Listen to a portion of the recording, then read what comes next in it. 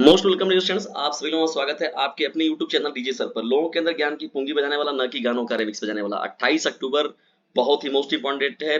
PET का जो पहले शिफ्ट का पेपर एडिशन, उसका डिस्कशन मैं आप लोग के साथ करने वाला हूं। वीडियो को बिना स्किप किए आप लोग को पूरा देखना है, क्योंकि जितने भी कंटेंट यहाँ पर शामिल किए गए, कहीं ऐसा ना हो कि आपके सेकंड शिफ्ट में या अगले डेट में ये पेपर प्रश्न का मिल जाए आपको। तो वीडियो में पूरा अंत तक बनी रहेगा। जितने प्रश्नों का बात किया जा रहा है, ये ओरिजिनल पीईटी का पेपर है आप लोगों का। 28 का जो ये हुआ है, 28 अक्टूबर का ये पेपर डिस्कशन आप लोगों के साथ किया जा रहा है, पहले शिफ्ट के पेपर का। तो वीडियो में अंत तक बने रहेगा डियर स्टूडेंट्स। और यदि याद रखिएगा, यदि ज्यादा नंबर पाने की इच्छा तो डीजे सर चैनल से जरूर लीजिएगा शिक्षा पीईटी की। चलिए करते हैं इस सेशन का स्टार्ट हम लोग। 28 अक्टूबर का जो पहले शिफ्ट का ये पेपर है, पेपर एकदम ओरिजिनल है आप लोग का। इसी पेपर को आप लोग मिला लीजिएगा। चलिए, जो भी बच्चों का जो भी सेट का ये पेपर है, आप लोग क्रम रहता है एबीसीडी, जो भी आप लोग को मिलता है सेट, उसके अकॉर्डिंग आपने प्रश्नों को देख लीजिएगा। देखिए पहला प्रश्न क्या है। शिवाजी की मृत्यु के बाद मराठा राज्य में प्रभावी शक्ति चित्पावन ब्राह्मणों के एक परिवार के पास थी, जिन्होंने शिवाजी के उत्तराधिकारी को पेशवा या प्रधानमंत्री के रूप में सेवा दी। कौन सा शहर मराठा साम्राज्य की राजधानी बन गया? तो देखिए ये था डिस्टेंस, पुणे था। कौन था, कौन सा किसको किया गया था? पुणे को बनाया गया था। पुणे, जिसे पुणे का पूना कहा जाता था पहले, अब पुणे कहा जाता है। ठीक है, तो शिवाजी की मृत्यु के बाद जो मराठा साम्राज्य ने जिसको राजधानी बनाया, उसका नाम क्या था? पुणे। ये आपका प्रश्नों का जो श्रृंखला है उसका राइट आंसर हो जाएगा। ठीक है, डी। महावीर स्वामी को जीन के नाम से जाना जाने लगा। जीन का क्या अर्थ होता है? देखिए जीन का जो अर्थ होता है वो विजेता होता है। क्या होता है? विजेता। तीसरे महत्वपूर्ण प्रश्न की ओर जब हम लोग बढ़ते हैं, देखिए यहाँ पर, तो तीसरा आपका महत्वपूर्ण प्रश्न क्या हो जाएगा। जैसा कि अशोक के शिलालेखों में उल्लेख किया गया है कि मौर्य साम्राज्य में राजधानी जो थी पाटलिपुत्र और अन्य 4 प्रांतिक केंद्रों सहित 5 प्रमुख राजनीतिक केंद्र थे। इनके में से कौन सा जो प्रांतिक केंद्र नहीं था? तक्षशिला, सुवर्णगिरी, उज्जैनी और इंद्रप्रस्थ। तो बताइए इसमें से कौन सा जो था वो जो नहीं बनाया गया था, जिसको राजधानी के रूप में, प्रांतीय राजधानी के रूप में अशोक के शिलालेखों में किसका जिक्र नहीं किया गया है? ऋग्वेद में विश्वामित्र नामक एक ऋषि और किन दो नदियों के बीच संवाद हुआ? तो देखिए ये जो प्रश्न का राइट आंसर हो जाएगा, ये व्यास और सतलज हो जाएगा। क्या हो जाएगा? व्यास और सतलज इस प्रश्न का राइट आंसर हो जाएगा। चलिए बढ़ते हैं यहाँ पर पांचवें प्रश्न की ओर। देखिए पांचवा प्रश्न क्या है। 1722 में की सूबेदारी सवाई राजा जयसिंह ने को दी गई थी। तो ये किस कहाँ कर दी गया था? ये आमेर का दिया। आमेर की सूबेदारी कहाँ का दिया गया था? आमेर की सूबेदारी। ठीक है, 1722 में दिया गया था। इंपॉर्टेंट प्रश्न है, आप लोग इसको कर लीजिएगा अच्छे से तैयार। ठीक है, ये बहुत ही महत्वपूर्ण प्रश्नों की श्रृंखला चली रही है, तो इसे कर दीजिए अपने क्लासमेट पर शेयर। जल्दी से जो भी तैयारी करने वाले डियर स्टूडेंट्स हैं, वो सभी लोग हैं अपने संपर्क वाले पर जाइए, फटाफट फटाफट इसे शेयर करिए। ओरिजिनल पेपर है और कहीं ना कहीं ऐसा ना हो कि आपको लाभान्वित कर जाए, और निश्चित तौर पर ये लाभान्वित करेगा डियर स्टूडेंट्स। और जितने भी फ्रेंड वगैरह सब तैयारी कर रहे हैं, सभी लोगों पर फैला दीजिए इसको। निम्नलिखित में से किसने अपने सहयोगियों को यह महसूस करने के लिए प्रेरित किया था कि संविधान सभा ब्रिटिश निर्मित थी और ब्रिटिश योजनाओं पर काम कर रही थी, जैसा कि ब्रिटिश चाहते थे कि इस पर काम किया जाए? तो ये सी राजगोपालाचारी जो इस प्रश्न का होगा राइट आंसर आपका हो जाएगा। ठीक है, ये छठवां आपका प्रश्न हो जाएगा। सातवें महत्वपूर्ण प्रश्न की ओर मुझे बढ़ते हैं यहाँ पर। चित्तरंजन दास और मोतीलाल नेहरू ने परिषदीय राजनीति में वापसी कर बहस करने के लिए कांग्रेस के भीतर निम्नलिखित में से किस राजनीतिक दल का गठन किया था? तो ये था स्वराज पार्टी का। स्वराज पार्टी ना, जो हिंद स्वराज की बात करते हैं, ये देखिए स्वराज पार्टी का गठन किया गया था। ठीक है, मोतीलाल नेहरू जानते हैं, पंडित जवाहरलाल नेहरू जी के पिताजी। ठीक है, ये बहुत ही महत्वपूर्ण प्रश्न है और बार बार पूछा जाने वाला ये प्रश्न है। चलिए बढ़ते हैं हम लोग प्रश्नों की श्रृंखला में यहाँ पर आगे अब, और लेकर चलते हैं अन्य प्रश्नों की और आप लोगों को। आठवां प्रश्न देखिए यहाँ पर है। हाँ, कांग्रेस का वह देखिए अधिवेशन से रिलेटेड प्रश्न जरूर पूछता है। कांग्रेस का वह अधिवेशन कहाँ हुआ था जिसमें महात्मा गांधी ने अन्य नेताओं की खिलाफत के साथ साथ स्वराज के समर्थन में असहयोग आंदोलन शुरू करने की आवश्यकता के बारे में आश्वस्त किया था? तो बॉम्बे, लाहौर, कलकत्ता, नागपुर। तो ये कलकत्ता जो होगा इस प्रश्न का राइट आंसर हो जाएगा।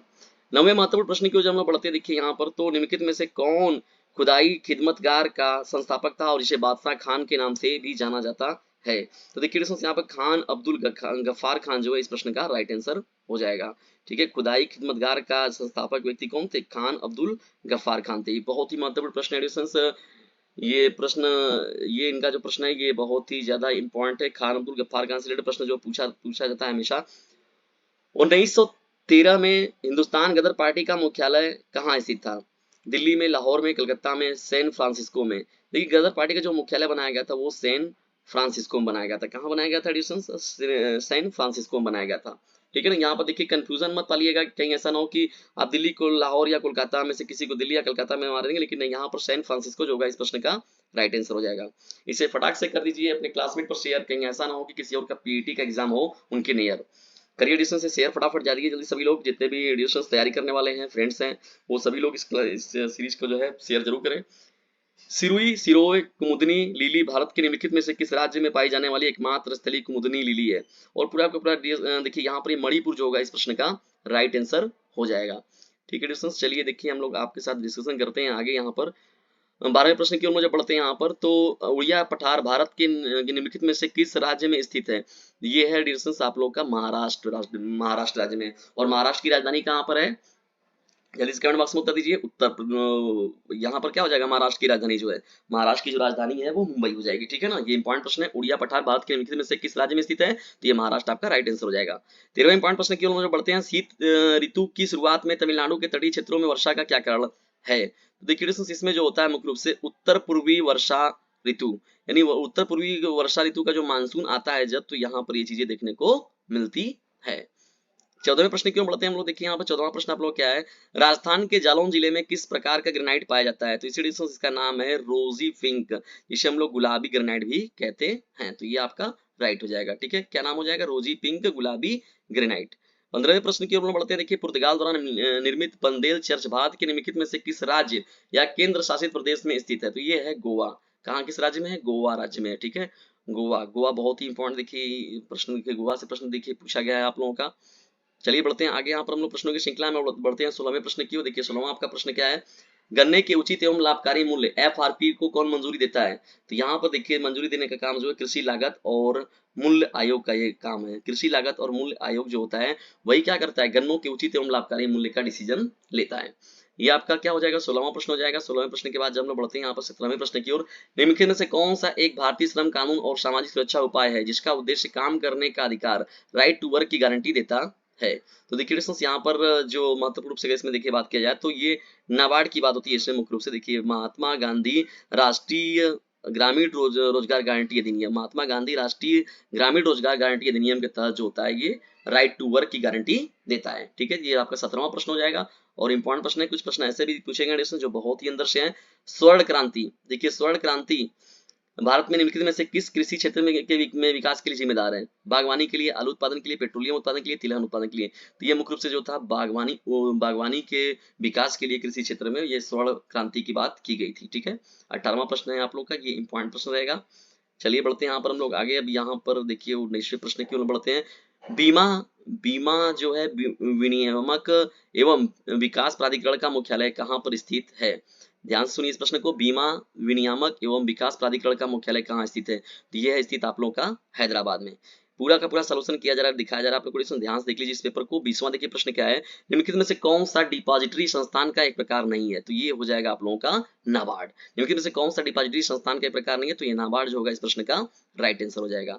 चलिए बढ़ते हम लोग 21वें प्रश्न की ओर। देखिए 21वां प्रश्न आप लोगों का क्या है? भारतीय संविधान अधिनियम 1947 के पारित होने के साथ भारत का एक अधिराज्य बन गया और अधिराज्य विधानमंडल ने भारत सरकार अधिनियम 1935 की किस धारा के प्रावधानों के तहत 1947 से 1949 तक कानून बनाए?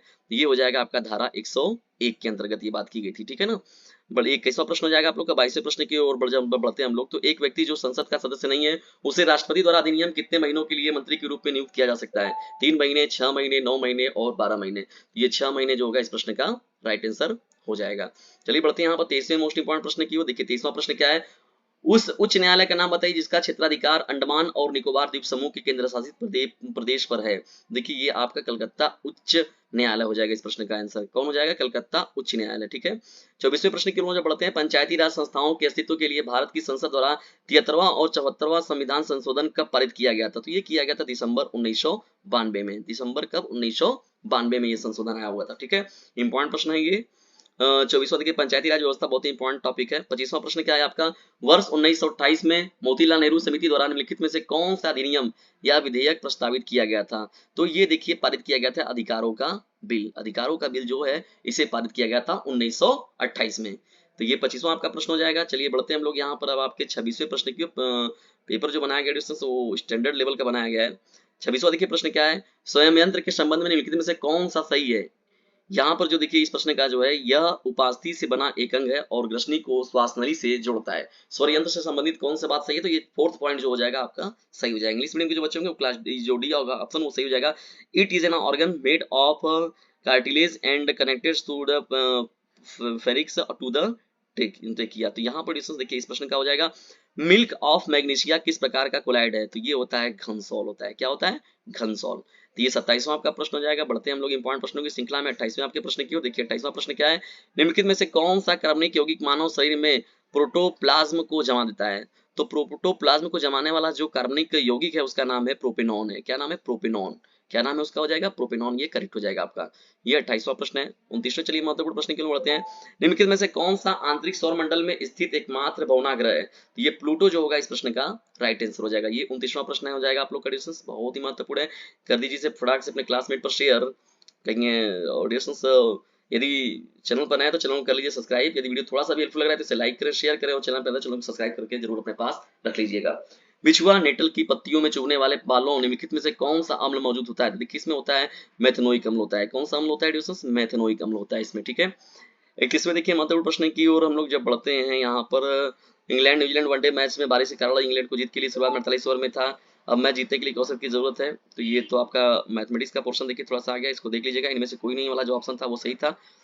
उसके बाद देखिए कौन सा अवरोही क्रम में है? तो अवरोही क्रम में देखकर आप लोग इसको गणित वाली चीज है, वर्गमूल वाला देखिए सवाल दिया गया है। ये देखिए सवाल जो इस तरीके से आप देख रहे हैं, देखिए ज्यादातर आपको टाइम जो उलझाने वाला सवाल ये सब दिया गया है। 35वां प्रश्न जो देखिए दिया गया है यहाँ पर आपका, तो 30,200 इस प्रश्न का राइट आंसर हो जाएगा। 30,200 ऑप्शन, इसको सॉल्व कर लीजिएगा आप लोग। 36वां देखिए प्रश्न क्या है? इस विकल्प में विलोम युग्म सही नहीं है। तो ये डावाडोल और अस्थिर, डावाडोल और अस्थिर जो होगा ये आपका राइट हो जाएगा। बस 37वां प्रश्न देख लीजिए। 37वां, होनहार विद्वान के होत चिकने पात लोकोक्तियों का अर्थ क्या होगा?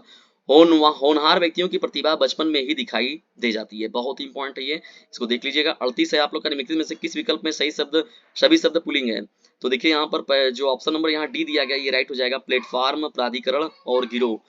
प्लेटफार्म, प्राधिकरण और गिरोह जो होगा इस प्रश्न का राइट आंसर हो जाएगा। चलिए बढ़ते हैं हम लोग 39वें प्रश्न की ओर। निम्नलिखित में से किस विकल्प में शुद्ध वाक्य है? महादेवी छायावादी कवित्री हैं, जब भी आप आओ मुझे मिलो। ये देखिए चौथा डी वाला जो ऑप्शन होगा सही होगा। रमा ने अपने भाई से पुस्तक पढ़ने को कहा। कलम के जादूगर किसे कहा जाता है? तो कलम के जादूगर किसे कहा जाता है दोस्तों? तो ये देखिए आपका हो जाएगा सुमित्रा नंदन पंत जी, ठीक है ना।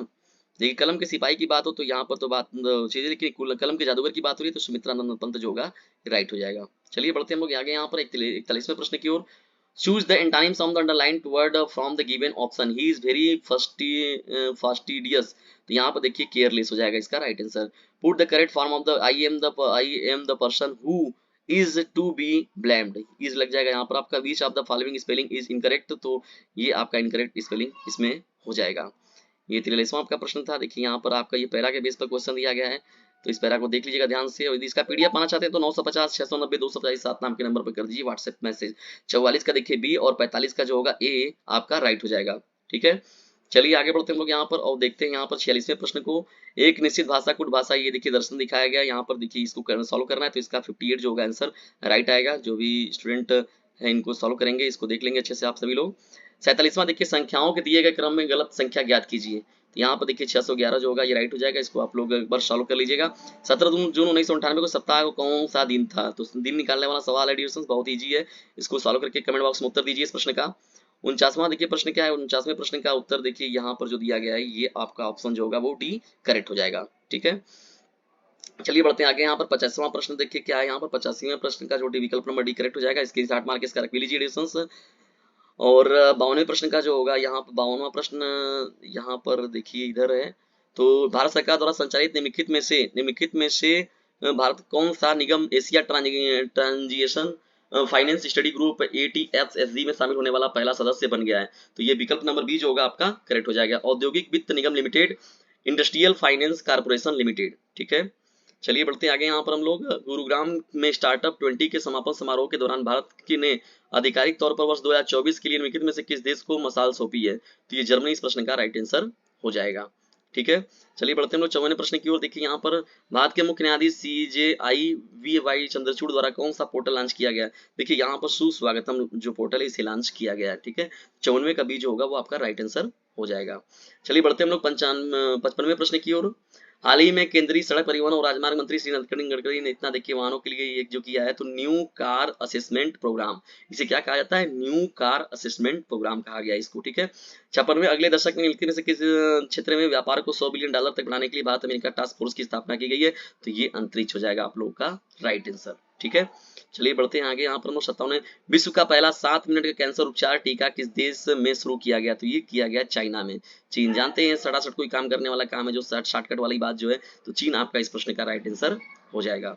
चलिए बढ़ते हैं अब हम लोग यहाँ पर 58 प्रश्न की ओर। मध्य प्रदेश में लागू मुख्यमंत्री लाडली बहना योजना में महिलाओं के लिए आयु सीमा क्या है? तो यहाँ पर देखिए आवेदन में के कैलेंडर वर्ष में 1 जनवरी को 18 वर्ष पूरे कर लिए हो और 65 वर्ष से कम हो। तो इस प्रश्न का राइट आंसर हो जाएगा। 59वां प्रश्न देखिए क्या है।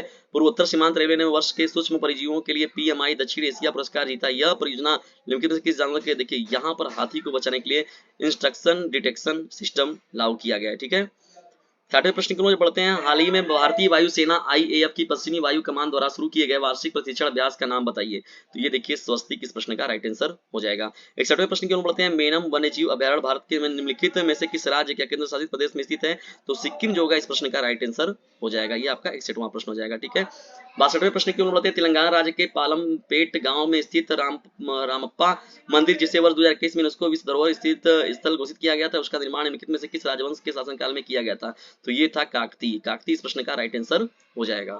ये आपका प्रश्न कौन है? 62वां है। 63वें प्रश्न की ओर बढ़ते हैं।